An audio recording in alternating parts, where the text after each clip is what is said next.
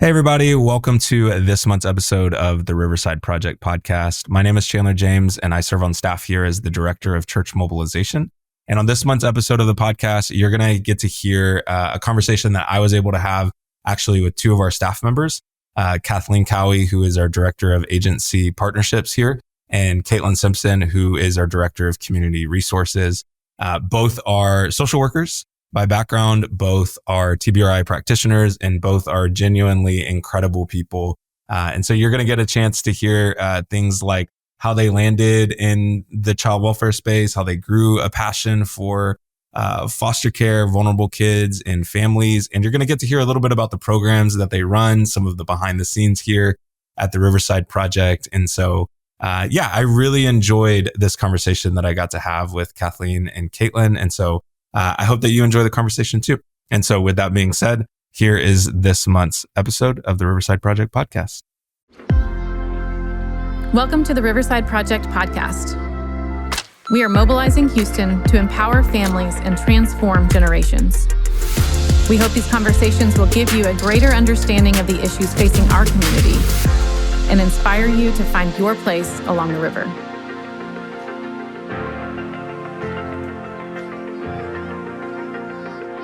Caitlin, Kathleen, welcome to the podcast. Glad to have you. Glad to be here. Long-time listener, first-time caller. That's hilarious because we're on staff at the Riverside. That's why I made that joke. Yeah. I see what you're saying. But thanks for having us. Yeah, for sure.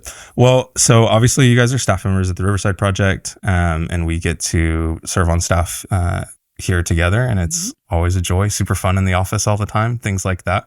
But for our listeners who maybe aren't super familiar with you or your work at the Riverside Project or your roles and things, programs that you run, all those types of things, why don't you guys just share a little bit about yourself? So Caitlin, if you want to share first. Yeah. So like you said, I'm Caitlin. I'm a social worker. I've lived in Houston for almost a decade now. And I'm married. I have two little boys. And prior to working for the Riverside Project, I worked in hospital social work. And came on staff about 2.5 years ago. And I run a program at the Riverside Project called the Response Network. And we help connect families to local churches and to local nonprofits to have their basic needs met and refer them to services that are needed. And it's a lot of fun. Also a lot of work. Yeah, that's awesome. Cool. Thanks for sharing, Kathleen. Yeah. So I'm Kathleen. And I have been in Houston for a little over a decade, actually, now. And I'm married. And the programs that I oversee at the Riverside Project are the TBRI training. And that is a community-wide training program for anybody in the community who is interested in learning more about how trauma can impact the development of children and families. And so we facilitate that for anyone in Houston to come and just learn more about it. Yeah. And then I also oversee the babysitter certification training. So that really is intended to help support foster families. So making sure that anybody who wants to provide care for the kiddos in their care has the proper training and just knowledge they need to really support those families well. Yeah, that's awesome. I want to jump into the programs in a little bit because I think it would be really cool. Obviously, like, we know what you do and I know what you guys do every single day, but I think for those who are listening to the podcast, it'd be really cool for them to hear a little bit about kind of the intricacies of the program, how they started, what kind of work you're seeing kind of happen across the city. And so I think that would be really cool, which is why we wanted you on the podcast too, right? Just so that people can kind of hear a little bit about kind of behind the scenes and what we do, things like that. But obviously, you're both social workers. So I am really curious, even before diving into like Riverside Project type of things and the work that you do here, talk to me a little bit about, just how did you decide to jump into social work? What has that journey looked like? All of those things. Because obviously that's a really unique kind of career path to choose. So let's see. I graduated from A&M in 2012. And I immediately left College Station and moved to Bangalore, India, where I lived for a year doing an internship with International Justice Mission. And during that year, I worked alongside a lot of social workers in the office. And my role was not social work related. I was a communications intern. So I did a lot of like writing stories and editing content and taking photos and and things along those lines. And it was really fun. I learned a lot about social work, just seeing them interact with people who had been formerly in labor trafficking situations. And I had a lot of admiration for what they did, and then moved back to the United States and worked a few jobs doing kind of social work adjacent kind of things. But I worked at Austin Children's Shelter and did a child abuse prevention program. And that position was actually meant to be for somebody with their master's in social work, but they hired me. I think they were desperate, so they hired me. But anyway, so I did that job for a little while. And then when I moved to Houston, I really wanted a social work job, but I didn't have the degree. And turns out most of the time they don't hire you without the degree. So I decided to go back to school, went to the Graduate College of Social Work at U of H. Go Cougs. Go Cougs. And learned a lot, really enjoyed it. But I think for me, I'm a very justice-oriented person. I have that bent of like protect the underdog and that kind of thing. I think just as time went on, I saw that social work as a field is kind of good fit for me, where I belong. There's so much variety within social work and so many cool opportunities. And so, I've loved it. Yeah, that's cool. Was there something, just like as I'm hearing you talk, I'm kind of some questions are popping up in my head, but was there something like a particular age where you were like, hey, this is like the path I'm going to go on? Or this is like, you mentioned kind of developing this sense of like, social justice and like wanting to advocate for people and communities and things like that. Was there kind of like an initiating factor there? No, I mean, I think growing up, my parents always told me like, you should be a lawyer. You guys have worked with me for a while, so you probably know why they say that. But I can be argumentative. And so I think everybody was like, you should go to law school. You have this kind of like advocate bent. And I did consider that. So when I moved back to the US, I was studying for the LSAT. Well, don't ask me what it stands for, but it's the exam that you take before you go to law school. And I was working at the Capitol in Texas, in Austin. Yeah, so I was studying for that, and then I just kept meeting lawyers who were like, "Don't do it. You're gonna don't become a lawyer." Mm-hmm. And so social work is kind of the other side of the coin. I think when you work with people who maybe are experiencing challenging situations, and you are working to support them and advocate for them, but just not in a legal fashion. Not that it's illegal, but Anyway, so I think it was not something that I like, it struck me at a certain age, like, oh, I want to be a social worker. But it just kind of, as I was exposed to more professionally outside of college, I saw that is something that, I want to be a part of. And I think the history of social work is really interesting, and a lot of people that have made such a big difference in our country and internationally as well. So I have a lot of pride in being a social worker, and a lot has come together to be able to use those skills and that training at the Riverside Project. Yeah, no, that's really cool. Thanks for sharing. Yeah, you are a really good advocate, I feel like, for the families that we serve, and even just our organization and even for the other organizations here in the city. And so appreciate all that you do. Well, thanks for saying that. Yeah. Kathleen, I'm curious too. Y'all are so funny because I feel like people often get you confused. That's the real reason for this podcast. Yeah, this is for people who get confused, to separate them. Differentiate. But y'all do get confused often, right? Because you're both social workers. You both went to U of H, like have some similarities in background. So I am curious. So like on the flip side, Kathleen, like what has that looked like for you, like growing up and choosing a path of social work? And what did that journey look like for you? Yeah, for sure. So this makes sense with my story. I am the oldest of 3 girls. And because of that, it meant that I was just a very like helpful kid. And as I grew up, that just continued to, I think, manifest in the jobs that I would take, even in high school, moving into college. And the degree I got in undergrad was basically the private Christian equivalent of a social work degree.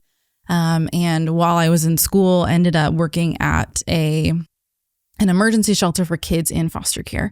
I had not really done a lot the foster care system before, but I've always worked with kids and really enjoyed that. And so it paid well. It's like, okay, great. I'll just do this and see kind of where it takes me. And that's really what first kind of exposed me to the foster care system. And then as I continued through undergrad, several of my professors have either like a counseling degree or a social work degree. And they were also saying similar things like you mentioned of people aren't really gonna, if you want to do social work, you need a social work degree. Mm-hmm. And so that is kind of where I started looking at grad schools. I was not living in Texas at the time. But my now husband was here. And when I started looking at schools, I was like, okay, well, U of H seems like a really good option. And very grateful that I ended up at U of H. It was a really good program and just, I think, showed me a lot more about what social work can look like for someone. I had kind of always wrestled through grad school of what does the ideal job for me look like? I knew I wanted to work with kids. I knew I was passionate about foster care, but didn't want to do traditional casework, I guess, or being like a case manager, and kind of found my way through trying a couple of different jobs. I worked at a homeless shelter for a little bit and learned that is somebody's calling. It's not my calling.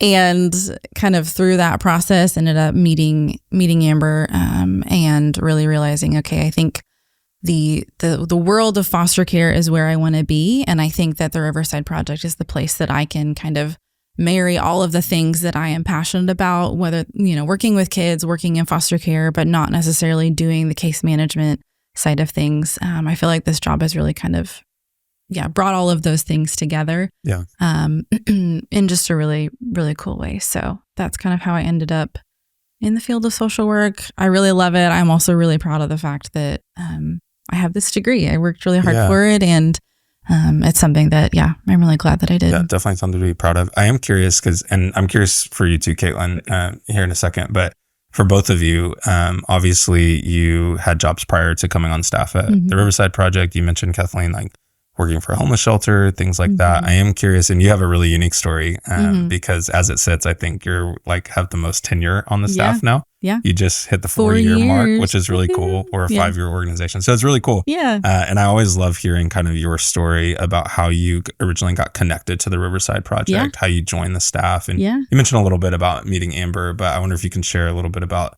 that story and just specifically what drew you to the concept of the river, the Riverside Project in general, those types of things. Yeah, for sure. So I was, I think, technically the first volunteer ever at the Riverside Project, which is, I'll take that claim to fame. But yeah, I just celebrated a 4-year work anniversary, which is really cool. So about 5 years ago, I was still working at a homeless shelter, and it was a really good learning experience for me around case management, but I was primarily working with older adults, and that is not my gift. I learned that. I'm very grateful for the time that I had there, but also knew that I wanted to move away from that and ideally into foster care. And I had kind of come to the point of saying, okay, I don't know what my next step is going to be, but I know I need to leave this job. So I turned in my 2-week notice without a plan, which again, for that oldest daughter thing is not part of my norm. I like having a plan to move forward, but I didn't. And so my husband and I kind of decided, you know what, it's okay. We're just going to see what happens next. And the day I turned in my 2-week notice, I attended an event that evening, kind of as a volunteer helping with our church around the intersection between human trafficking and foster care. And I was kind of in a state of just, I don't know, feeling a little burnt out, really unsure. Do I want to continue in social work? What do I want to do with my life? And my husband and I were standing on opposite sides of the room at the back. And Amber gets up on stage and starts talking about this nonprofit she just started called Fostering Family, and that her husband is a pastor at Sojourn Heights, which coincidentally is the church that we were going to. And my husband and I made like eye contact across the room. And I just immediately knew like, that's what I want to do. Because y'all weren't sitting next to each other. No, we weren't sitting next to each other. And again, like I think if I hadn't turned in my 2-week notice that day, I probably wouldn't have gone to this event. Yeah. And so my husband and I like lock eyes. And then as soon as the as Amber got done speaking, I like made a beeline for her and was like, I just quit my job. I'm a social worker. I have all this free time. I don't care if you can't pay me. What can I do? And that's kind of, it's, the rest is history. And even the more that I shared that story and even was talking to Amber about it a while ago, she had been talking, previous to meeting me, she had been talking about, hey, I think we need to find a volunteer, somebody who can start as a volunteer, but then move into ideally some type of role at fostering family at the time. And then she met me a couple weeks later. So it's just really cool that the timing of all of that, and knowing now here we are 4.5 years later. It's just been incredible to see kind of how we've grown, and so that's a little bit about how I got here. Yeah, it's really cool just listening to your story. And obviously I've heard you share that before, but there's something I think, and every staff member that's been here, but also like from donors to volunteers to churches to professionals that integrate with kind of what we get to do here at the Riverside Project. There's something compelling about the vision of just the river in general, not specifically what we're doing as an organization, but just what everyone in the city is doing as an organization. And that vision is compelling, that it's almost like you mentioned, like beelining to Amber. It's like, hey, I've got to be a part of that. Yeah. And so I love that. So thanks for sharing that. Thank you. Yeah. Caitlin, I'm curious, like similarly, I guess, you've obviously had a couple of different careers. I also didn't know that you did photography. Well, y'all have both. I have many layers. Oh my gosh. I was going to say, you both have previous photography things and then have never told the organization that you had that skill set. We're just keeping it for later. It's one of those things where you're like, if I say that I'm good at taking photos, then they're going to ask me to take photos. Well, good is kind of subjective. Gotcha. But yeah, I don't know if you can share a little bit about, obviously you've been in kind of some different spaces, different jobs, but similar career path, but like what drew you specifically toward the Riverside Project? How'd you originally get connected? Things like that. Yeah. So I would say all of my training in terms of child welfare and that experience came in the hospital setting. And like we mentioned before, I worked here in Houston at a local hospital, a pediatric hospital, primarily in the pediatric emergency room, but also would cover I also covered women's services for a period of time, and then would cover the NICU or the PICU or just general pediatric floor as needed. And social workers in the hospital are really there, obviously, because of social problems and social situations. And when it involves children, for the most part, CPS is involved. And so I worked very closely with CPS in that job, and did a lot of kind of like triaging people's situations, just trying to walk them through whatever crisis was going on, and maybe advocate for them with CPS, or maybe collaborate with CPS to try to figure out what's the safest situation for a child. And so, I learned a ton, and I learned that I really want to continue working in that space, I think. And that, if it's really meaningful, I think, to have the opportunity to engage with somebody in the middle of a really hard situation. And so I was working in that job during the pandemic, 2020. Fun times to be working in the emergency room. But so I was doing that. And then I had two of my best friends at my church became foster parents, and they got a placement of a little baby boy.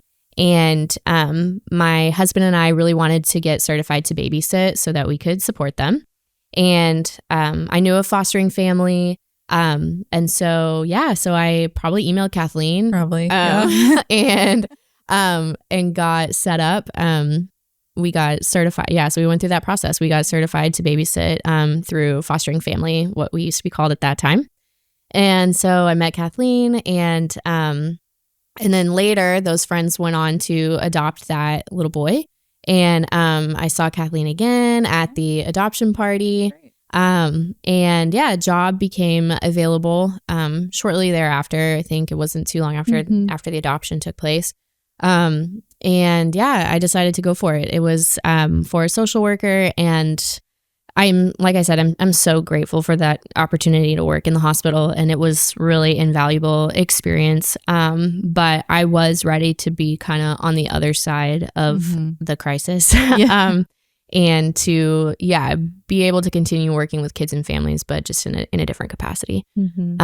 So I came in through one of the programs. I remember your interview, and as soon as we finished, Amber and I were like, okay, we can hire her. She's great. Let's do it. Yeah. And it was, so I think that's how I came to the Riverside Project. And then, working with kids and families, I think we've used this quote quite a bit, and I'm about to butcher it. And then, I also don't remember who said it.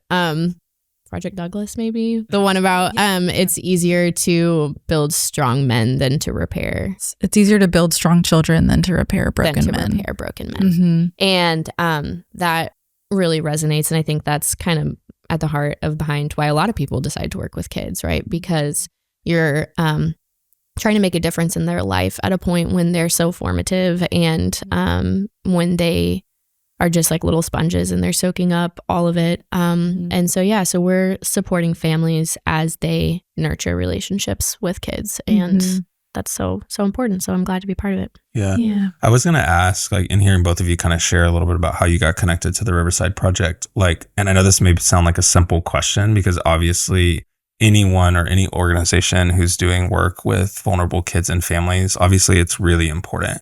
But obviously you were doing some of that in the hospital setting. You were doing some of that in the homeless shelter. And I'm just curious, specifically as it pertains to the foster care space, or maybe even some of the programs that each of you run here through the Riverside Project, what is it about what you do, or some of the programs, even however you want to kind of answer this question, but that feels like, hey, what I'm doing is really important? And like, cause you mentioned some of that, Caitlin, right? It's just like, hey, caring for kids, like they're like little sponges and things like that. And then caring for the whole family unit and changing generations. We talk about those things all the time. You could, in my mind, like listening to y'all's stories. And even I feel some of this similarly. Like I used to work at a church, right? But now I work in nonprofit. Like there's a reason when you make a decision to leave one thing and pursue something different, or a different organization or career path or whatever, that is very drawing to it. So I'm curious, like, what is it for each of you? That makes you feel like, hey, this work that I'm doing is really important, and this is why I continue to do it, and here's why I think our programs are really valuable, things like that. So I can explain a little bit about what the Response Network is, and then why I think it's so important. But so the Response Network is a program that was born a couple of years ago, and we accept requests from CPS caseworkers, and then from caseworkers who work with a variety of other organizations. And they are able to submit requests to us on behalf of the families and children that they work with. So we get a lot of requests for furniture and clothing and food and baby items. And we get requests for help with connecting a family to some kind of service, maybe a clinic or a therapist, or assistance in employment and things like that. But I think what makes it special is that on the back end, that we really get to sit down, we talk to every family, we really evaluate what is needed and why, and then we take that request to a local church. That's kind of always our goal, or our plan A, and we want that church to be local to the family. So hopefully like within 15 minutes. The point of that being, we really want families to walk away from those interactions with like a phone number or a connection or some kind of support in their neighborhood, in their community, that when CPS is not in the picture anymore, or when some of those supports are gone, that they know somebody who has helped and that they can reach out to. On the other side of that, we also want to give our community, and especially our church community, an opportunity to really make a difference in the foster care space. And this is I was going to say easy. It's not easy, but this is a very straightforward and a tangible way to do that. And so, yeah, we have some amazing stories. We have some churches who have really gone above and beyond and have made significant and tangible difference in the lives of families and kids. So I love being in charge of that and trying to steer us always in the right direction and to help us stick to that vision. And then I think it's important, like I said, because kids and families walk away with that support, but also because, and this is, Kathleen will touch on this, of course, when she talks about TBRI, but what we know about trauma is that it needs to be healed in the context of relationships. And what we are attempting to do is creating a setting in which a family can form a relationship with a church, or they can form a relationship with someone in the community. And even like, we know this through the research and everything, that even in therapy, in order for therapy to be effective, it has to do with like the quality of the therapeutic relationship. So we see this borne out in research too. Like it's all about the quality of the human relationship, and that's what makes a difference. And so at Riverside Project, that is kind of the heart behind the program, is like helping to heal relationships and give people opportunity to make a relationship in the community. So yeah. Yeah, that's good. I wonder, I think it might be helpful for people who are listening to the podcast, where it's like you've shared a little bit about, hey, this is what the Response Network program is. This is kind of how it works. And I think it's really compelling as is. But I wonder if you could even like share a little bit about like, what does our day-to-day look like, right? So like every single Monday, like we come in, we do our staff meeting, and then immediately after staff meeting, there's a group of us that gather around the table, and we look through kind of the requests that are open from the past couple of weeks, the new requests that came in from caseworkers for kids and families over the weekend, things like that. And I love, and I don't know if you'll be able to remember this, like with it not being right in front of you, but maybe you will. Okay. But like you list recently you've been listing like the 3 things of like why what we do is really important, what our focus is. And I feel like you, just lead our team really well through the Response Network program and helping us like stay focused on what our goal is with Response Network, that it's not just to meet a need, and it's not just to like send an Amazon package, and it's not just to see, like there's weeks where we open up our platform of cases and are like, whoa, there's 40 cases in here of things that we're supposed to help mobilize the community to respond to. How are we going to do that? And I think you do like such a really good job, and our team does a good job of going through every single one individually. So I wonder, it might be helpful for people who are listening, like to really think through, hey, that's a cool program. But I think what's really cool about the program is not the program itself, but the way that we are kind of attacking and like, navigating some of the individual cases. So I wonder if you could share a little bit about that. Yes, we do approach it strategically. We don't just kind of like, can you guys think of anything where they could get a mattress? Yeah. So we... in that voice in particular. Yeah. I can come up with some other voices. But, so Chandler... No. Okay.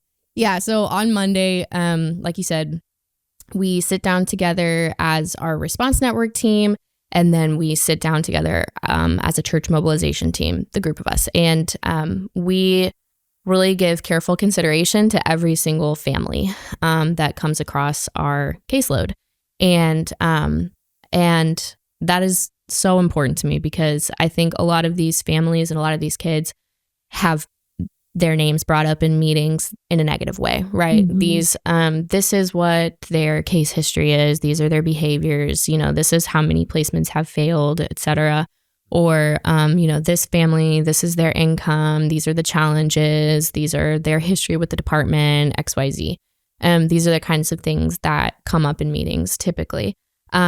And not the case at the Riverside Project, right? So we look at this family and we've talked to them on the phone, and we, and this is a social work thing, right? We come with a strengths-based perspective. What's going on for this family that we can help build? And and so I know you had asked me to touch a little bit on the goals. So the goals for the program are, first of all, that the family gets what they need. So straightforward. We want them to get what they requested. Yeah. Can you give me some examples? Like, what would that look like? Yeah. So for instance, maybe you have a biological parent who has had children in foster care, and they've been working with CPS in order to be able to reunify with their child. And maybe one of the things that they needed to attain was getting a new place to live. Right. So we've had this come through where parents will secure the apartment, they have the job, but maybe the apartment is empty and it needs to be furnished in order for their children to come back home and live with them. And so we are able to tap into some of our relationships in the community, some of our church relationships as well, and help to get that home safe and set up for a child so that they can come back home and reunify with their parent. Or maybe there's a young adult who's aged out of foster care and they are just now kind of starting out independently and they need a lot of support and they need some of those basic things like cleaning supplies and a baking sheet to go in your oven and stuff that if you were to walk into your own kitchen that you would likely see.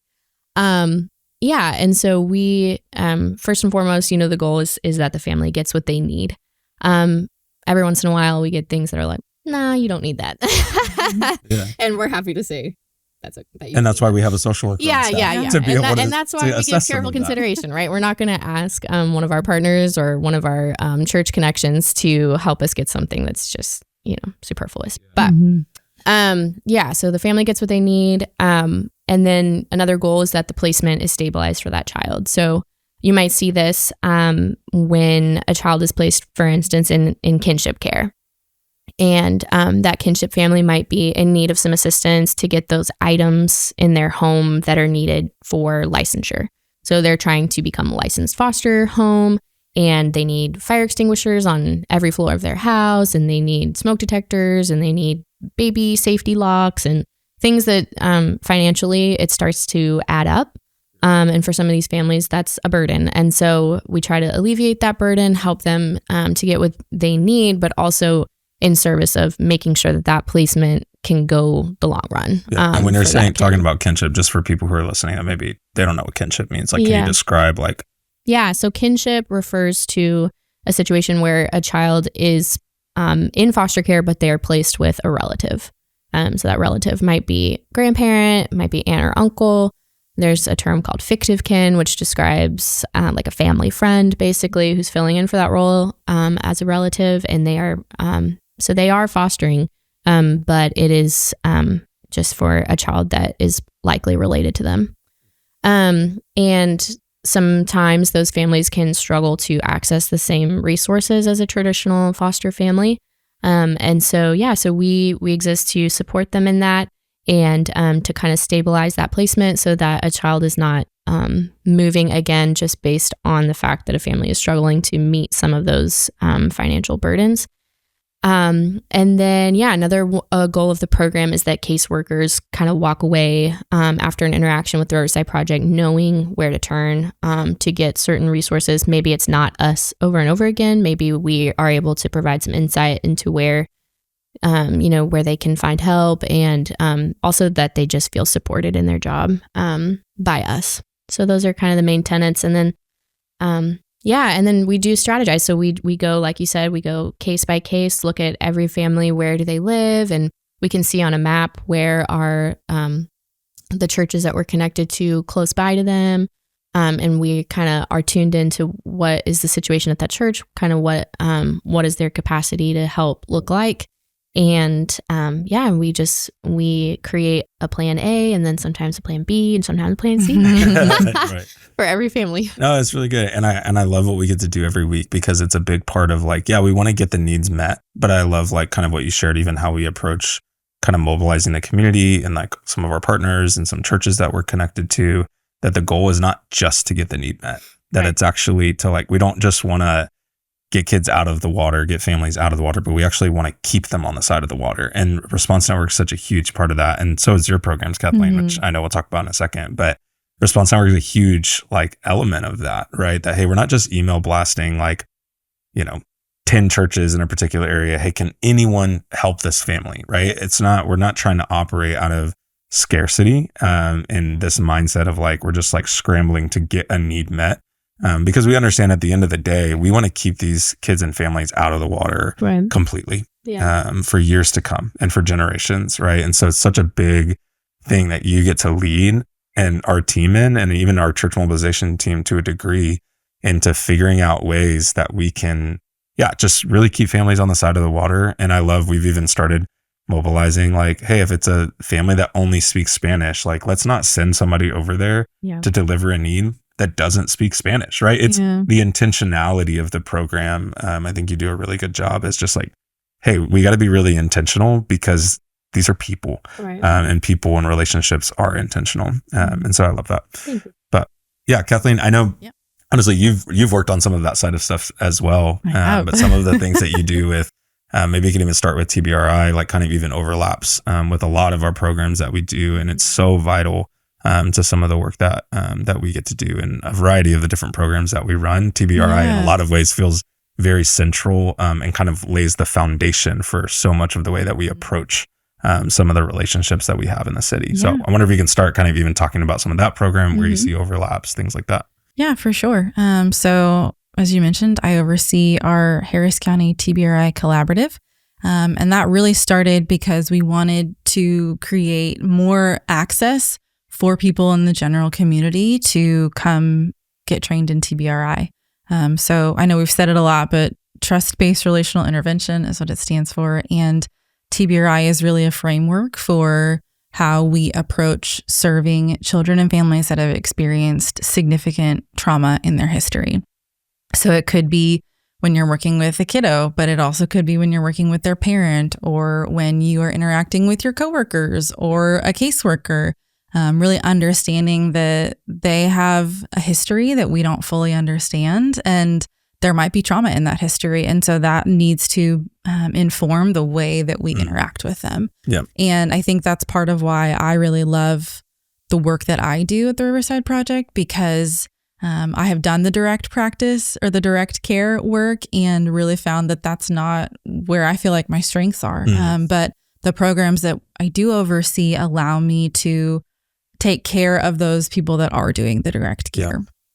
And why is that? Sorry to cut you off. Why is that part like really, really important? Because it is this like zoomed out lens. Right. It's very easy. And I say easy, not to say that the work is easy. Right. But I think I am probably on the opposite end where it's easy for me to fall into the like, I want to do the work. I want to care for the kids in front of me and the families in front of me. And I want to take them to things. It's kind of like what Caitlin was sharing. It's we want to get the families what they need, but it's really important for, I think, some people to be able to zoom out a little bit and kind of look at like the bigger picture of saying, hey, these people are doing really good work. I want to help give tools. Why is that like so critical to TBRI? And like, why is that like what you're sharing is so important? I mean, I think it's important because oftentimes, maybe not all the time, but it's easy perhaps to overlook some of those additional supports that are needed for the people that are providing the support.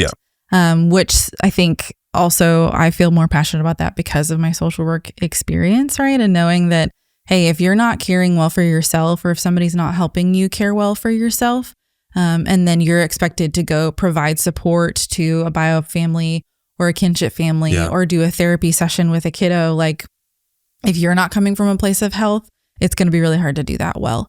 And so I think, just based on my own experience, really understanding that there need to be people who are aware of how you're doing. And that if you want to do this well, then you need to take care of yourself first and foremost so that you can pour out and support somebody else. And so I think that's really why I enjoy the programs that I oversee, because it is taking that step back and really saying, okay, but who's taking care of the people that are taking care of the kids and families, because they need a lot of help too. And I think some of that is because of my own history and work experience. And so I don't know if that helps answer the question. But that's good. Talk more about the TBRI Collaborative. Like if somebody's listening and saying, hey, really, really, what is that? How does it work practically? Who's it for? Who's showing up to this? Things like that. Yeah, so the TBRI Collaborative is done in 4 parts. So the training is offered in 4 parts. We go through the entire TBRI for Caregivers package, which even that name can sometimes be a little misleading because somebody might say, well, I'm not technically a caregiver. But I would argue that if you are providing support to somebody else in your life, whether that is an adult or a child, you are providing care to them. And so there is an intro session that everybody has to attend first. It gives them a really good foundation of some of the science behind TBRI. So things like looking at different brain scans and really understanding from a neurological perspective why TBRI is important. And then they're able to move forward into each of the 3 principles. So the principles are connecting, empowering, and correcting. And so each of the other 3 days go over those 3 principles. Yeah. And we offer them on a rotating basis really throughout the entire year. So that once you've done the intro, you can attend the other 3 in whatever order fits best with your schedule. Mm-hmm. Because we had found historically that when we were only offering the full training once a semester, life happens and then you can't attend for another several months. And we wanted to change that so that there was, again, just more access. And then, if you're a teacher and you want to take it, you probably can't take it during the school year. So let's offer some options over the summer so you can come. And so, that kind of leads into who can take this. Well, anybody. I would argue that I think everybody should take TBRI training, whether or not you have anything to do with the foster care system. Yeah. Again, learning that from my own personal experience. This is content that is helpful in your own family, with your parents, with your siblings, with your coworkers. But then obviously, of course, within the foster care space, any children and families that you're working with. So we have had teachers come. We have had people within the juvenile justice system come. We have had mentors working with youth and foster care, counselors, agency workers, really there's kind of an endless list of people that have come. And I think that really just speaks to how, how much TBRI can be applied into really any different sector of the system and really kind of anywhere. Yeah. Yeah, no, that's really good. I think, and obviously, Caitlin, you're a TBRI practitioner now as well, which is super cool. Yay. And so obviously we have 2 TBRI practitioners, 2 social workers, like all the Amber things. is also a TBRI practitioner. Yeah, that's 3. true. Yeah, we do. Yeah, so many practitioners. I am not, unfortunately. You'll get there. One day I'll get there. I do love, and I know we're joking about like, oh, we have 3 practitioners on staff, but like, and maybe both of you can kind of chime in if you want, but I guess like talk more about like, why is it so important? Like you mentioned, like anybody can take it. Teachers can do it. Mm-hmm. Social workers can do it. Mm-hmm. Church leaders should do it. Like, but like, why? Like maybe there's like some examples of like I'm thinking like when I used to work at the church, like there's so many kids who just come from hard places. And I like that we've started using that phrase more so than just talking specifically like child welfare as it pertains to TBRI. Cause like if you know a kid, it's really for like, do you know, care for, or around kids or people from hard places? Because really that's like, in my mind, at least, coming from somebody who's not a practitioner. Yeah. But in my mind, like that's like kind of what it's for. So I don't know. Either one of you can chime in on that. I mean, I think that's why I always encourage people to come to the introduction. Mm-hmm. One, because it starts to open your eyes to, oh, I think I could use this with my grandson, right? Yeah. Or, oh man, I had a hard conversation with my sister the other day. I wonder if I could have done something differently in that. And I think too, the way that we've set up the model is in such a way that different practitioners are coming to teach, which I think also offers a lot of really great diversity to who is teaching this content, right? So we have had LPCs come and teach and talk about, hey, this is what it's looked like in my therapeutic setting. Mm-hmm. But we've also had someone who has run an RTC and talk about, hey, this is what it looks like with a teenager who's a little bit more aggressive, right? Or has those bigger behaviors. And it's not just, TBRI isn't just, for the little kids, right? It works with the teenagers, or someone who has worked in a juvenile justice setting and saying, hey, we implement TBRI like in this environment too, and it works effectively. And so I think, I hope that answers the question, but I really think looking at, coming to that intro is just a great place to start, because that was really helpful for me and really opening my eyes to, oh, now that I've taken this training, in every interaction that I have moving forward, I'm really kind of wondering, I wonder if there's something I don't know about this person that's impacting the way that they are behaving towards me. If, in particular, if it's a more negative behavior, right? That is something that TBRI talks a lot about, right? Is looking at the need that's behind the behavior. It's easy to look at that behavior in front of you, but behind every behavior is an unmet need that we aren't seeing, right? That person maybe doesn't know how to communicate, or isn't communicating appropriately. But we have to understand that. And that's not just limited to the context of the foster care space. Yeah, no, I think that's really good. TBRI for me specifically has been very, impactful and significant. And even going through that training myself has been really helpful as a foster parent, because it's like, hey, how do I navigate? It's really, to me personally, it's about navigating the relationships, right? So the relationships with my kids, right? And so much of TBRI, at the end of some of it, I'm like, wow, this is less about the trauma that my kids are going through or have been, and it's actually more about me. Absolutely. And it's like transformative for myself. Yeah. It helps make a lot more sense. Yeah. And maybe people are listening like, well, then I'm not going to go if I'm going to have to learn more about myself. But for me, it was really transformative. It's like, oh, the reason why these relationships between me and my kids, or me and my spouse, or, whatever, isn't going maybe the way it feels rocky, or it feels like we're not connecting, and all those things, is actually because it's a reflection on some of the own trauma that I need to process or think through. Yeah. And at the end of that journey, it's like, oh, I think I now became like a little slower to speak. I'm a little bit more patient than I was before, things like that. I do love that about TBRI, because you go into it a lot of times thinking, okay, like they're going to teach me how to fix these like bad behaviors that a kid is doing. And one of the first things we talk about is like, let's look at the attachment cycle, and let's talk about your own attachment history and understand why. People were like, I thought I was coming to fix the problems. They're like, can I skip the intro? Actually coming to help you understand your own history, which was really impactful for me in so many ways. And so I think that's why I'm also really passionate about having more people come through that course. Yeah, no, that's really good.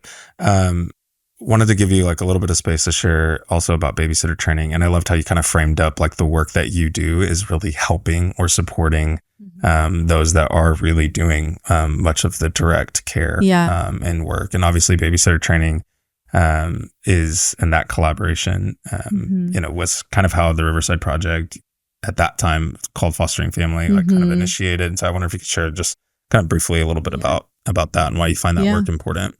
Yeah, I like to say a lot that I don't know that I could always do the work that a lot of the direct care people are doing, but I want to help them do their work even better or even more, and give them more capacity and space in their own days to do other tasks that they have to do.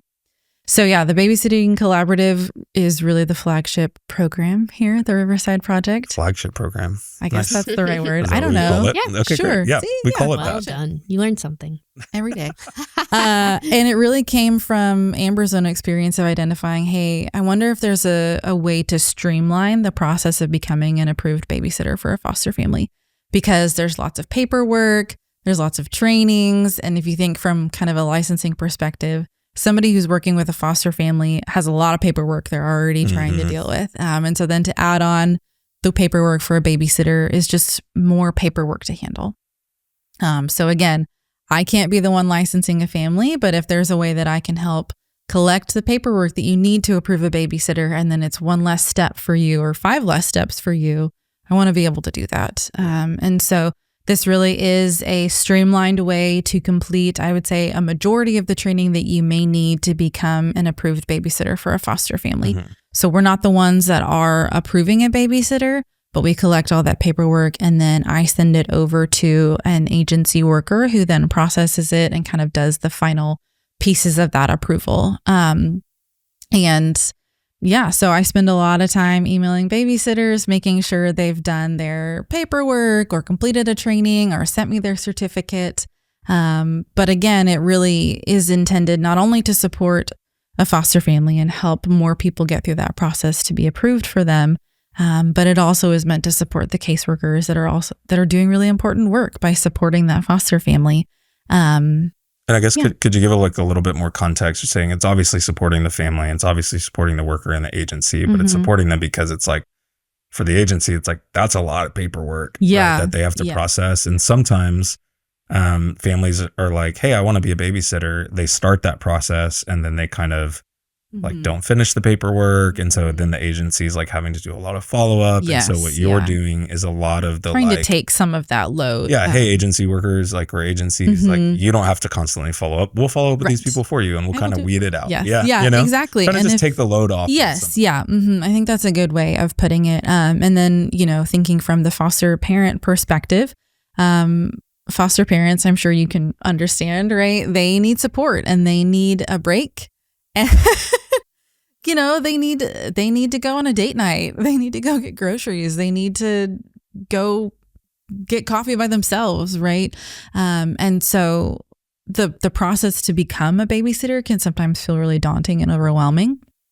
But I try to do my best to make sure that it's clear and that I'm available to help a babysitter understand the steps to get there, so that then they do have the ability to support a foster family. And it is really cool to see that sometimes even those people that become babysitters now end up becoming foster parents later, because they see how impactful it was for them to support a foster family.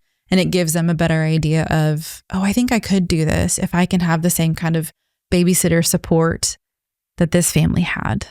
So yeah. That's really good. It's cool kind of like just sitting in the seat and hearing y'all. Obviously, I work at the Riverside Project, so I get to see you do work and work with you every single day. Yeah. But just listening to you share it, it's just reminding me of the phrase that we say often that we have like printed on t-shirts and all this stuff, is that things that matter are hard, but we don't have to do it alone. Yeah. And so much of like some of the programs that you guys are running, so like you're talking about babysitter training, and it's just making me think that like, man, being a foster parent is really, really hard. Yeah. Like a lot of days. Being an agency worker is really, really hard.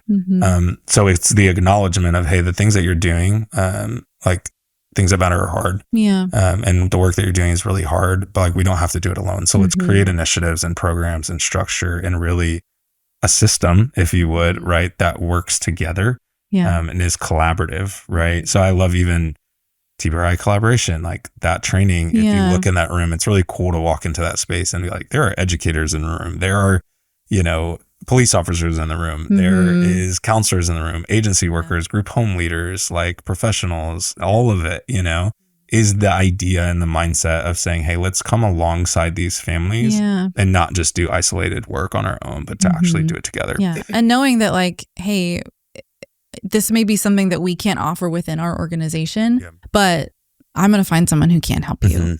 And I think I really love that about the way that the Riverside Project operates, that we don't have to be doing the work all the time, right? I don't want to be doing the work all the time.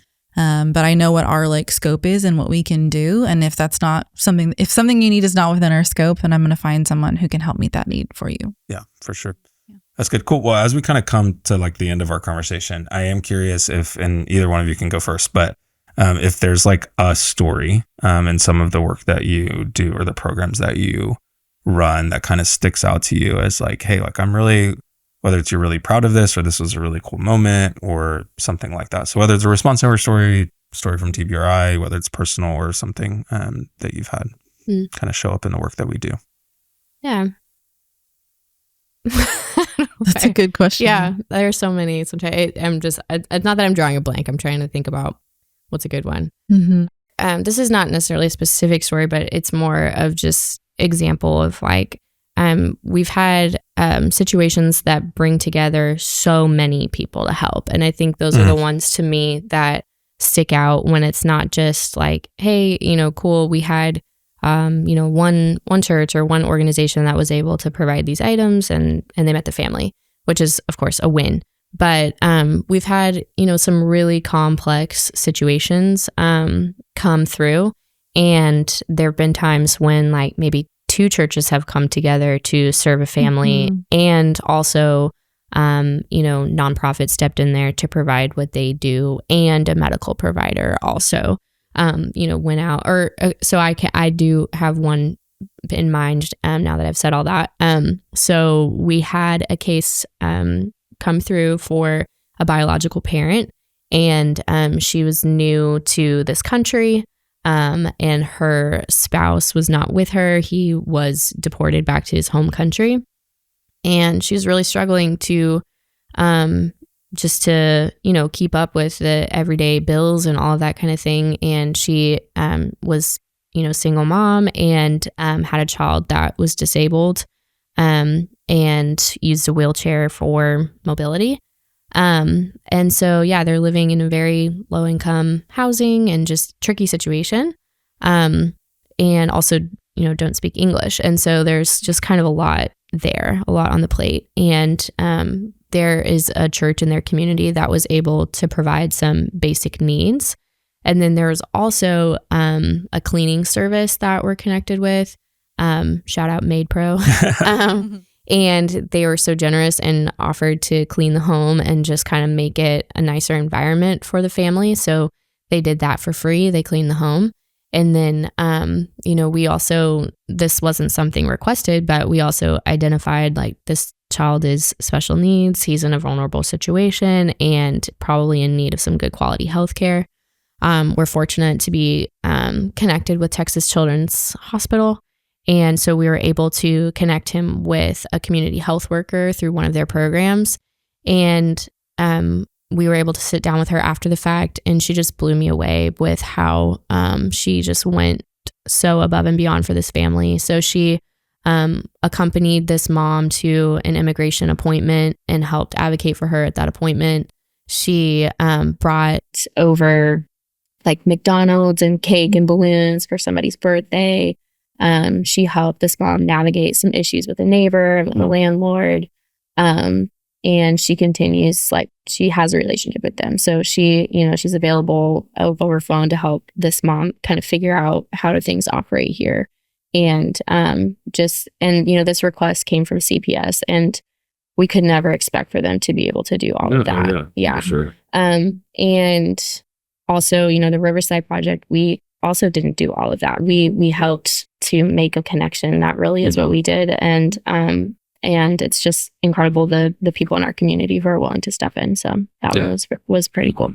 Yeah, that is really cool when you see like kind of all of these people kind of coming together to surround one family. It's, again, we've been talking about it this whole time, but it is the like, it wasn't the bed that changed this person's circumstance, or it wasn't, it wasn't the items as much as it was the people and the relationships that we were able to connect. People who are kind of willing to go the distance with a family and not leave it at one interaction. Yeah, so there's two that come to mind. One with the babysitting collaborative. So some of our my really good friends, became foster parents the beginning of the year. And I immediately was like, okay, well, I'm going to become a babysitter. They live probably 20 or 30 minutes away, but I didn't know that I didn't know how much support they had. And they're working with an agency that we have a great relationship with. And so I thought, well, I have access to all of the training that I need to do this. So I just knocked it out one day, got my paperwork done, got my background check, fingerprinting, all of that, and was able to go babysit for them for an evening while they went to a wedding that they really needed to be at. And it was just cool to see that kind of in action, right? I've not technically gone through the training process and then had to navigate the background checks and the fingerprinting and all of that. So one, I was able to like familiarize myself more with what it's like to be a babysitter going through this, but then also I was able to do it for the benefit of some really good friends of ours that needed the support. So that's one. Kathleen's like going through the training. Well, first off, you've never offered to babysit for me. That's like the first thought that came to my head. Like, you never offered that. No, I didn't. But then my other thought was like, you're going through your own training. You're like, man, this is so like, I know well all done. these answers. This is a great job. So good. Yeah. Who made this? Exactly. Who made this? That's good. So good. What's your second story? My second story is more generally about TBRI. So because of the nature of how we formatted the training, right, that it's collaborative, anybody can come. It's always cool to be in the room when total strangers sit down at the same table and realize either they have mutual friends or one of them provides a service that the other one can benefit from, right? There's a lot of times like RTCs and LPCs that are at the same table and going, hey, I actually am looking for a therapeutic service for one of the kiddos that we have. And what do you know? Like, you're a counselor and you're close to where we live and you take our insurance, those types of things, right? And just kind of that resource sharing that I think really speaks to what we hope to do through a lot of our work, right? Is that it's collaborative, and if I don't have the answer, there might be someone that I know that does. And so it's great to see that really in action at TBRI all the time. That's so good. I mean, it's again, over and over and over again. It's the idea of, hey, if we could all just get around the table. Before I ever came on staff at the Riverside Project, I remember I was at a church and we were connected to Riverside Project and y'all provide a lot of support to us. And I remember y'all had asked me to speak for some reason at a breakfast and share a little bit about our experience with the Riverside Project. I remember the first thing because I'm a points person. So I had like 3 reasons why I love, like I like wrote it like a blog. Yeah. But I remember the first thing that I said was like, Riverside Project, I feel like, and I still feel this way to an extent, like has the longest table like that I've ever seen. And there's just seats and space for everybody. Yeah. And so again, going back to the idea of like, hey, the stuff that we're doing is really hard and it matters, but we really don't have to do it alone. Yeah. And so even in that example, it's let's put people around a table. Yeah. And you just realize real quickly that we didn't necessarily facilitate that. We just like provided a space. Yeah. And so yeah, that's really good. Well, thanks y'all for being able to share so much. So for kind of the last like 5 minutes, kind of have last like kind of 5 more fun questions. So let's do either one of you, it's the same question for both of you. And I'm not asking for like a whole paragraph of a response. Okay, Keep Caitlin? it brief, lady. Keep Limited. it brief. Keep it brief. Got it. But you'll each answer this question. Okay, so here's the first one. What's your go-to like fun fact about yourself whenever that question's asked? So like when you're in a space and somebody's like, and share what's your fun fact? What's your like go-to? You're like immediately in your head. That's what you think of. Broken my arm 4 times. I knew it. Badge of honor. Okay, another one. No, I hold on. have been. Oh, How have you broken your arm 4 times? Well, that's where it gets less interesting. No, it's No, it's very interesting. interesting. You gotta share. You think that part is interesting? Yeah, it's Okay. the most interesting part about. No, I'm just Well, that's really sad. kidding. Just The kidding. most fascinating part of me. Okay, so when I was 6, I was rollerblading in the backyard, trying to catch leaves falling from the sky, Oh. tripped, fell down a hill, broke my wrist. Okay, next one. 7. When I was at the playground, fell off the play structure, broke my elbow. And 11, I was riding a scooter, Razor scooter, shout out. Actually, it was knockoff, which is probably why this happened. Those are deadly. Razor would have never done me like this, but the front wheel got stuck in a crack and I like flew over the front of it and then landed and caught myself with my hands and broke my wrist again. All of this was on the left arm.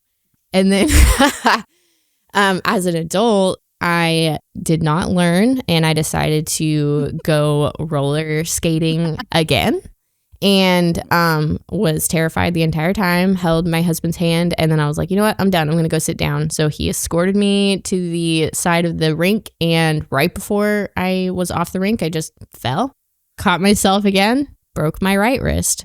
So yeah, Very nice. that's the journey I've been on with fractures. Did you have another fun fact though? I've been to Dracula's castle in Transylvania. Ooh. Oh, So. nice. Didn't know that was a real place. That's Good great. one. True. All right, fun fact, Kathleen. Okay, well, since she said she's broken her arm several times, I have never broken a single bone in my whole life. But also, fun fact, I am from Kansas City. I'm a Midwest girl, so KC. that's always And fun. you're also, your initials are also KC. They are Casey from Casey. Yeah. Fun fact. Neither of you can just stick to one fun fact. All right, next one. What would be your go-to karaoke song? I am ready. I do have 2 though, so don't get mad at me. One, a callback to my emo days, Mr. Brightside by The Killers. Okay. Or Cruel Summer by Taylor Swift. Shows the range of my Hey. music list. Yes, I just recently did karaoke. I can say, Of course you did. based on experience, that the biggest hit was Texas Hold'em by Beyonce. Ooh, Very nice. good choice. Very nice. I like it. Great. Next one. What's currently your favorite app on your phone? 2. I have New York Times Games. Chandler Do you pay for the subscription? is really upset that I'm so good at connections. And yeah, I pay for the subscription. And then and New York Times Cooking. I also pay for that Oh, one. nice. And We I do that use too. both of them like every day. That's great. Okay. I'm basic. Instagram. I looked to see how much time do I spend on Instagram or how much time do I spend on my apps. And A lot. that was the most one because I'm sending you guys funny videos all the Yeah, time. a lot do of a lot of office. You reels. send me a lot of office reels. Yep. Cool. All right. Next one is what's one thing that you wish people understood about social work or social workers? I got one. Okay. Just because I'm a social worker does not mean that I am also a case manager or a caseworker. I could be a caseworker, but not all social workers are case managers. True. Very along the same lines of you. I think, and this is confusing because it varies state by state, but that social work is like a licensed profession. So it is an actual job. It's not just like a broad descriptor for somebody who helps people. So there are a lot of people who are like, oh yeah, she's my social worker or, XYZ, but they're not like a legitimate professional. We worked hard for that degree. Yeah. And not all social workers are amazing and Okay. everything they say is correct. We're the best. Everything I say is right. That's cool. Everything I say is right most like of the it. time. Take it without question. Yeah. Well, great. Okay. Here's the last question that I have is, what do you love most about being on the team at Riverside Project? Like, what is your favorite thing? Just our team culture. And I loved what you said about how like we have a really long table. And I think that's true. We really want everyone to find their place. And that's my favorite thing. Yeah, I'd say, I was going to say the team. I've worked with a lot of different people over the years, and this is by far my favorite team to work on. Yeah, that's great. Yeah. Well, thank you guys for being on the podcast. It's fun to have both of our social workers here. I love getting, when I meet with churches, to say, we have social workers on staff, because that for some reason, like people are like, yeah, we trust y'all now. Yeah. Because everything you say is right. So thanks for always being right. You're welcome. Yeah. Thanks for the work that you do, and thanks for being on the podcast today. Yeah. Appreciate it. Thanks for having us. To those listening, we hope these conversations have inspired you to find your place along the river. And we welcome you to join us in bringing hope and renewal to the city of Houston. If you'd like more information on how to get involved, please visit riversideproject.org and submit a contact form. We'll see you next time.